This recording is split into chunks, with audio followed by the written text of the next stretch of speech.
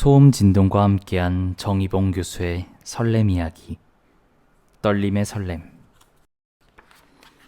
모성애는 부성애보다 얼마나 클까?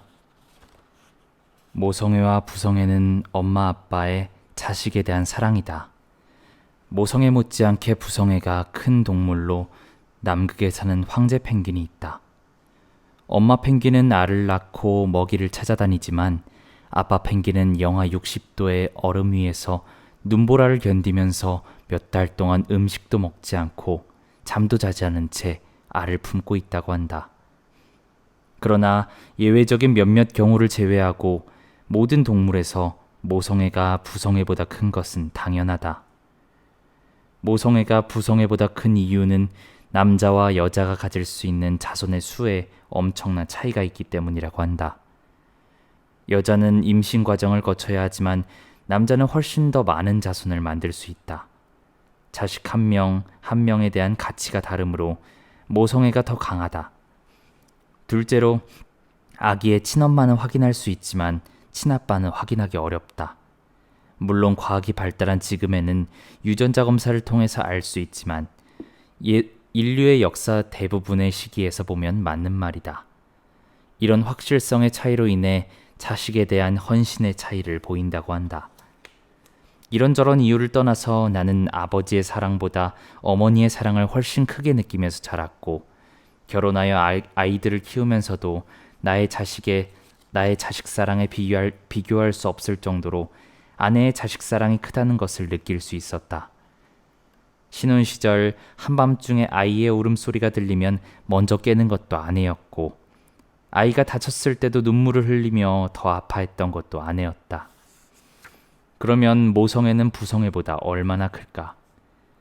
공학자는 연구 결과를 발표할 때 반드시 비교할 수 있는 지표를 제시하고 A는 B보다 몇 배 크다라는 결과를 수치로 제시해야 한다. 공학을 전공한 입장에서 내 맘대로 지표를 만들어 엉터리 계산을 해보면 모성애는 부성애보다 39.3배 크다. 그 이유는 먼저 사람은 자신이 투자한 노력에 비례하여 가치를 부여하게 된다. 힘들게 구한 물건에 더 애착을 갖는 이유이다. 자식을 얻는 데 필요한 남자의 노력은 정자를 제공하는 것에서 그치지만 여자의 노력은 임신 기간을 거쳐야 한다. 남자의 투자 시간은 애매하지만 1시간으로 가정하자. 그리고 임신 기간을 280일로 가정하면 여자의 투자 시간은 비교적 정확하게 6720시간이 된다. 다음으로 외부 자극에 대한 사람 감각의 관계를 나타내는 베버의 법칙이 있는데, S 변화량은 K 곱하기 R 변화량분의 R이다. 양변을 적분하면 S는 K 변화량 K-로그 R 플러스 C이다. 자극 R이 등비 수열로 변하면 자극 감각 S는 등차 수열로 변한다. 베버의 법칙은 자극의 크기이지만 여기서는 노력의 시간으로 대체한다. 비례상수 K는 소음의 데시벨 계산을 인용하여 K는 10으로 가정한다.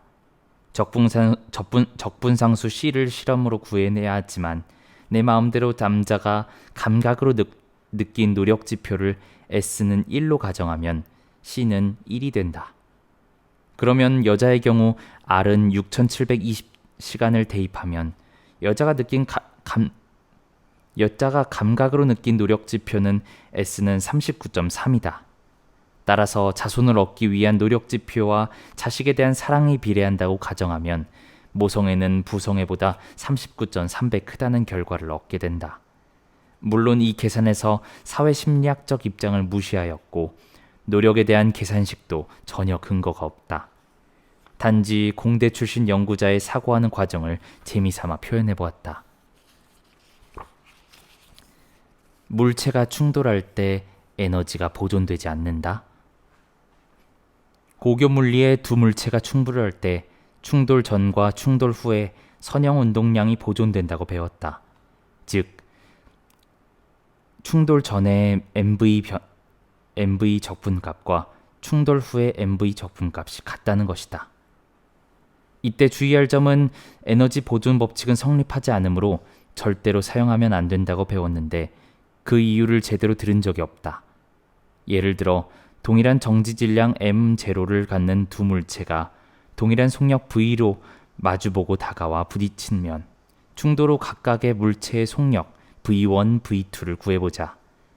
선형 운동량 보존 법칙은 m0 곱하기 v1 플러스 m0 곱하기 v2는 0이다.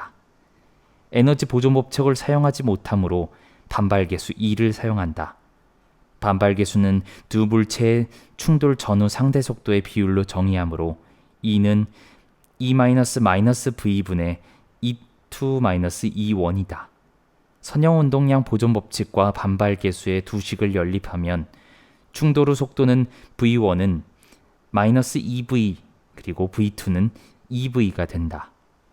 이때 충돌 전 운동 에너지는 2분의 1 m0v제곱 플러스 2분의 1 m0v제곱 플러스 2분의 1 m0v제곱은 m0v제곱이고 충돌 후 운동 에너지는 2분의 1 m0 마이너스 2v제곱 플러스 2분의 1 m0 2v제곱은 m0 2제곱 v제곱이므로 충돌 과정에서 소멸된 에너지는 K2의 변화량은 1-2제곱 m0 v제곱이고 운동 에너지는 보존되지 않음을 알 수 있다. 반발계수 2는 1인 경우에 한정하여 운동 에너지는 보존되며 완전 탄성 충돌이라 한다. 그러면 물체가 충돌할 때 운동 에너지가 보존되지 않는다면 소멸한 에너지는 도대체 어디로 간 것일까?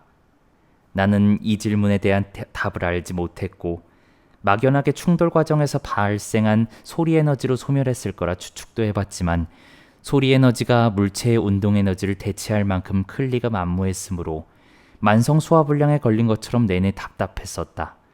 그러던 중 취미로 상대성 이론을 공부하는 과정에서 소멸한 에너지의 행방을 드디어 알게 되었고 나는 무릎을 치며 희열을 느꼈다. 먼저 뉴턴 역학으로 운동 에너지가 K2는 2분의 1 m0 v제곱인 것을 유도하면 K2 변화량은 F 벡터 곱하기 D 벡터 R은 m0 T 변화량분의 V 벡터의 변화량 곱하기 V 벡터의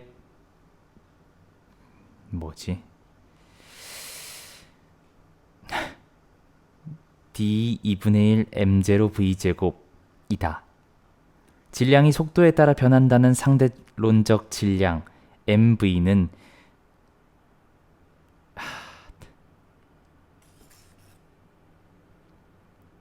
그렇다. 즉 상대론적 운동 에너지는 이렇게 만들어진다. 뉴턴 역학에 의한 운동 에너지와 상대론적 운동 에너지가 얼핏 다르게 보이지만 테일러 급수로 표현하면 아래와 같다.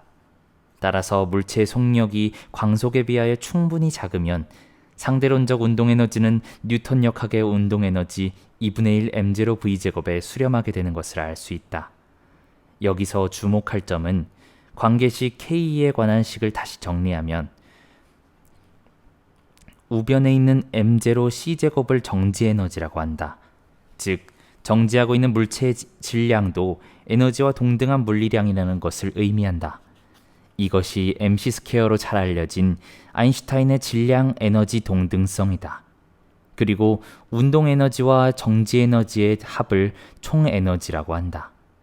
다시 원래의 충돌 문제로 돌아와서 물체가 충돌할 때 운동 에너지는 보존되지 않지만 운동 에너지와 정지 에너지의 합인 총 에너지가 보존된다. 즉 2 곱하기 2분의 1 mv제곱 플러스 mc제곱은 2 곱하기 2분의 1 m-2v제곱 플러스 m-c제곱이다. 그러므로 충돌 후 질량은 m-는 m 곱하기 1 플러스 2분의 1 c분의 v제곱에 나누기 1 플러스 2분의 1 c분의 2v제곱이다. 0보다 크거나 같고 2는 1보다 작거나 같다. 그러므로 충돌 후 질량은 m-는 충돌 전 질량 m보다 크다. 그리고 충돌 과정에서 질량은 m의 변화량은 m-m만큼 증가하게 된다. 충돌 과정에서 운동 에너지는 감소하였지만 대신 질량이 증가하게 되는 것이다. 물론 일부는 결합 에너지로 변환될 수도 있겠지만 생략한다. 충돌의 역과정으로 물체가 분열하면 질량이 감소하게 되고 운동 에너지가 증가하게 되는데 이것이 바로 핵분열의 원리이다. 1g의 질량이 에너지로 바뀌면 얼마가 될까? 이는 mc제곱에 대입하면 9 곱하기 10의 13제곱 줄로 어마어마하게 큰 에너지가 된다.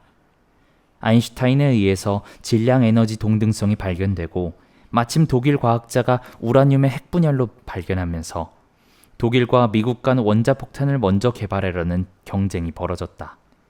당시 2차 세계대전 중이었는데 아인슈타인은 미국 루즈벨트 대통령에게 미국에서 독일보다 먼저 원자폭탄을 만들어야 한다는 내용의 편지를 보냈단다.